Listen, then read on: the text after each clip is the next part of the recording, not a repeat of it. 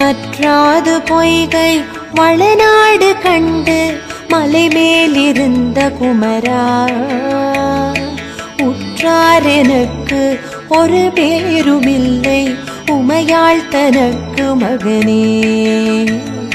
முத்தாடை தந்து அடியேனை ஆளும் முருகேசனின்ற நரசே, வித்தாரமாக மயில் மீதில் ஏறி வரவேணுமென்ற நருகே, வரவேணுமென்ற நருகே.